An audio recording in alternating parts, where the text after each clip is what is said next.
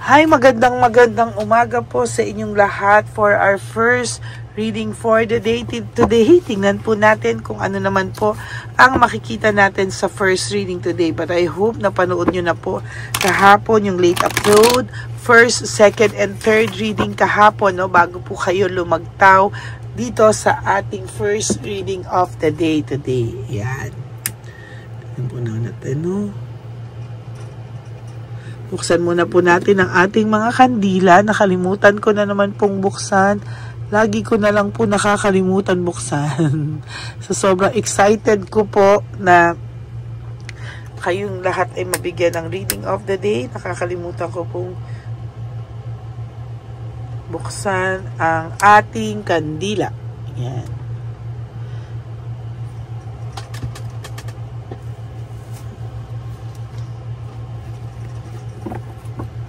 Okay.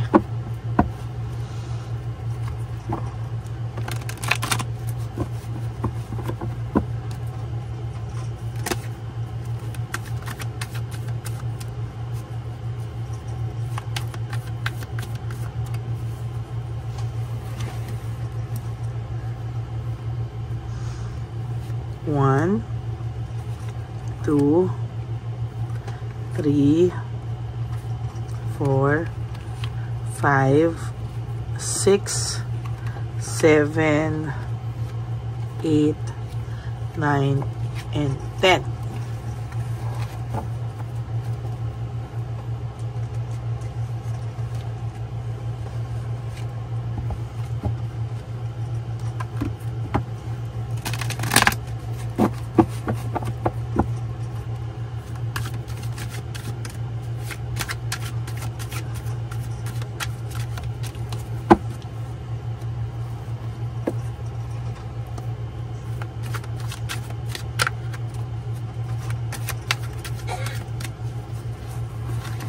Pili po tayo ng 10.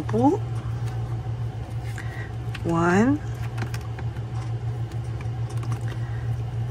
2,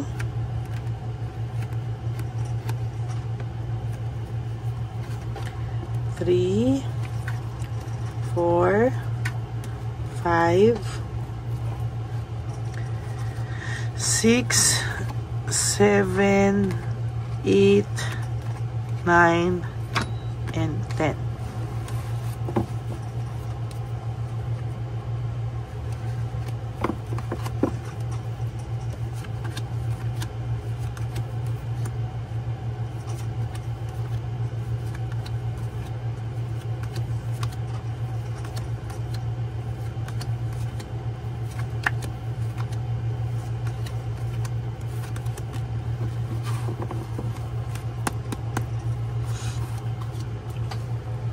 Lack of direction, conflict, no?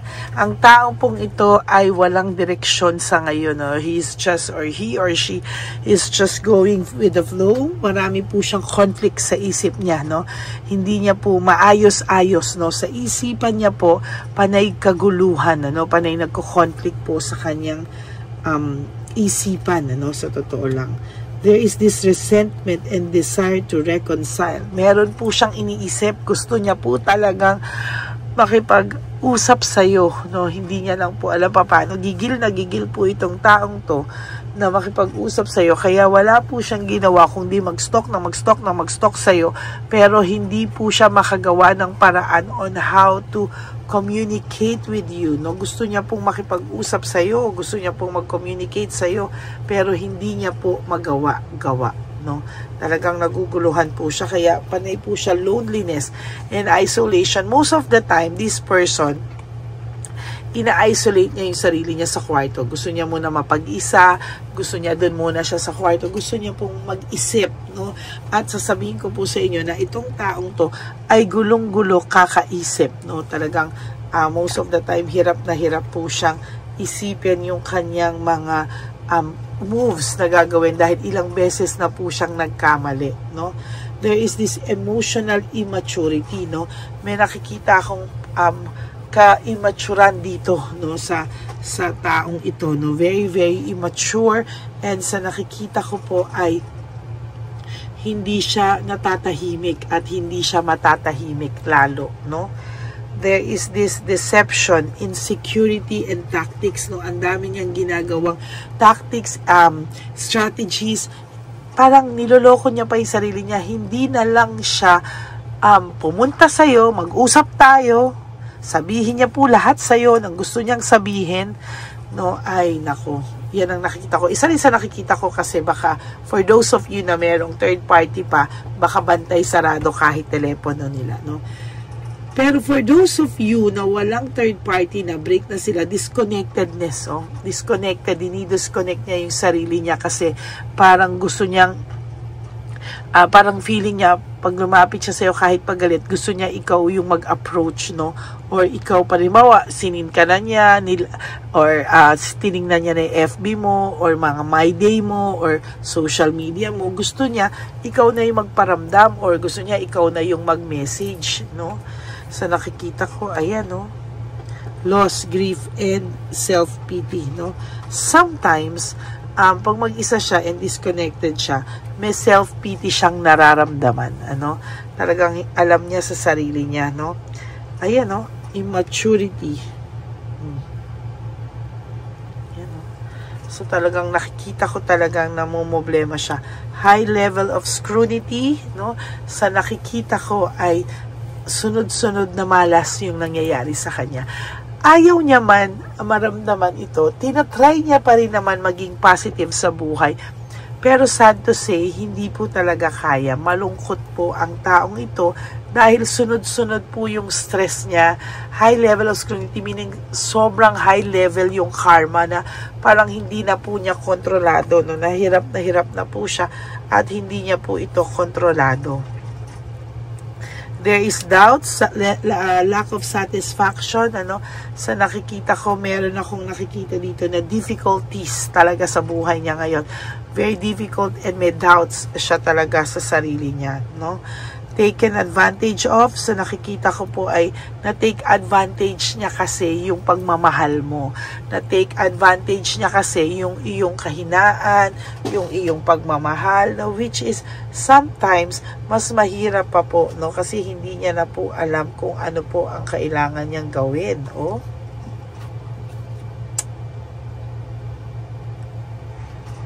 Ay, nako.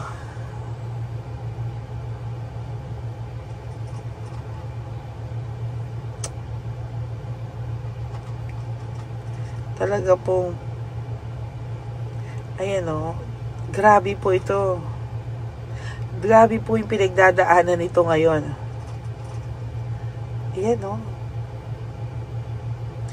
Hindi ko po maintindihan sa kanya kung bakit sa lahat-lahat, ayan o, kailangan po niya talagang maramdaman lang talaga na parang gusto niya pong ikaw yung humabol. Talaga o. Gusto niya ikaw lahat yung gumawa ng moves, no? Parang nagpe-pray siya na gumawa ka talaga ng moves. Ayan, no?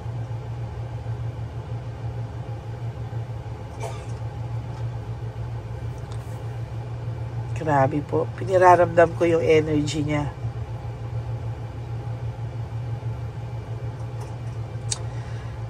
Mabigat, oh. Mabigat po.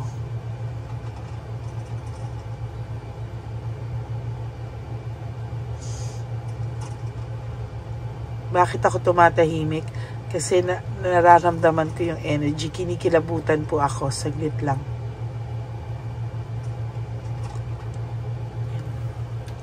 Sa ayaw at sa gusto mo po, no? Sa ayaw at sa gusto mo po. Darating ang araw, lalapit sa iyo to. Nararamdaman ko talaga sa energy ko. There will come a time na yung excess pride na yan, no, na pinaparusahan siya, ay talagang grabe po, no? Grabe po talaga. Bababa niya yan sa hindi mo inaasahan.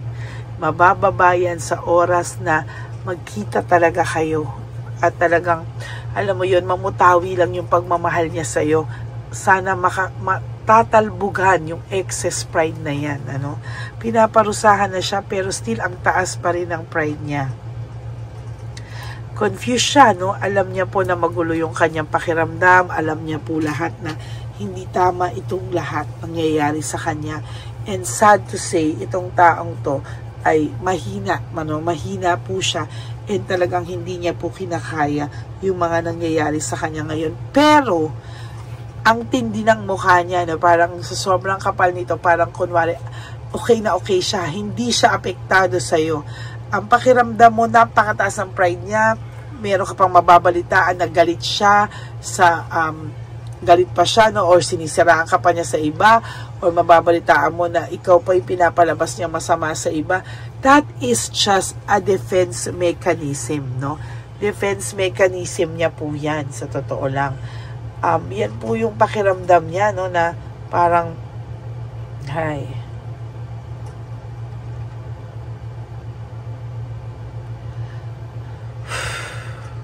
yan, no? Ramdam na ramdam ko na defense mechanism lang po yan talaga, no?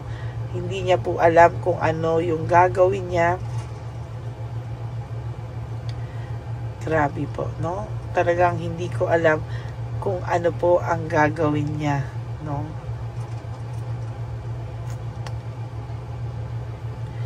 Oof.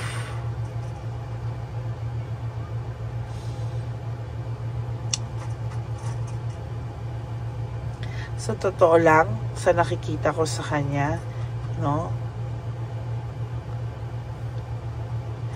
Ay, isa lang ang solusyon eh. Isa lang talaga yung solusyon.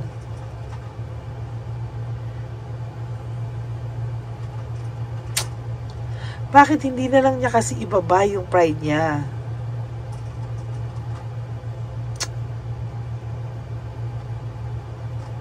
Sa totoo lang, parang nahihirapan ako sa kanya na, alam mo yon, hindi po yan ganyan kahirap. Para para hindi niya magawa. Dahil kung talagang yung pagmamahal niya lang po talaga ang mangibabaw, I will tell you, no? I will really tell you, malalagpasan niya yung pride niya na yan. Kaya lang sobra talaga yung pride niya. Ayaw niya ibaba yung sarili niya. No? Nalulungkot ako. Kasi sana lang po, no?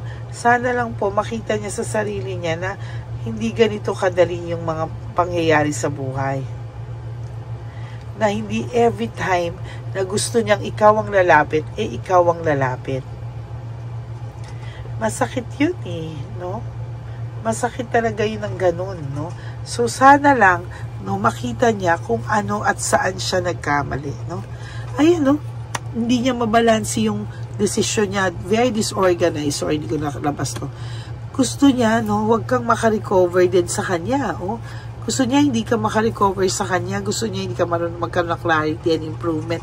Gusto niya disorganized ka rin tulad niya para lagi mo pa raw siyang naiisip. Very disorganized siya, no? Nagagalit ang taong ito pagka nakikita niyang maganda ka, gumanda ka, o maayos ka sa buhay mo. Nagagalit siya, no? Pakiramdam niya ay hindi pwede yun, ano? Very impulsive ang taong ito. Minsan, hindi niya pinag-iisipan kahit yung mga hirit niya sa'yo, kaya ganyan na lang talaga, no? Leaving behind, walking away, ang taong ito ay nakakaramdam ng matinding pagsisisi dahil sa pag-iwan niya sa'yo, no? Yun nga lang po, no? Yun nga lang po ang sasabihin ko sa'yo is, no? Nakakaramdam po siya ng matinding takot and fear of change siya magbago ka. Natatakot siya na magbago ka na ng tuluyan sa kanya. At talagang, alam mo yun, mawala ka na sa kanya. Takot na takot ito. Pero wala siyang ginagawa, no? Gusto niyang kunin ulit yung control, o gusto niya, isang sabi niya lang, susunod ka, or gusto niya na kung ano man ang gusto niya ay walang kahirap-hirap, no? Pagpatawaran na lang daw kayo just like that. Oh my God. Naiisip niya po yung inyong teamwork and collaboration, ano? Ngayon niya po naiisip yan, no? Sa lahat-lahat ng ginawa niya sa iyo. For the first time, naiisip niya po ulit yan, ano? At hindi po siya natatahimik. Itong mga huling araw na to, walang laman ang isip niya kung hindi ikaw, no? Ang nakakasad lang, ayaw niyang gumawa ng paraan para maging okay kayo. Ito, mga huling araw.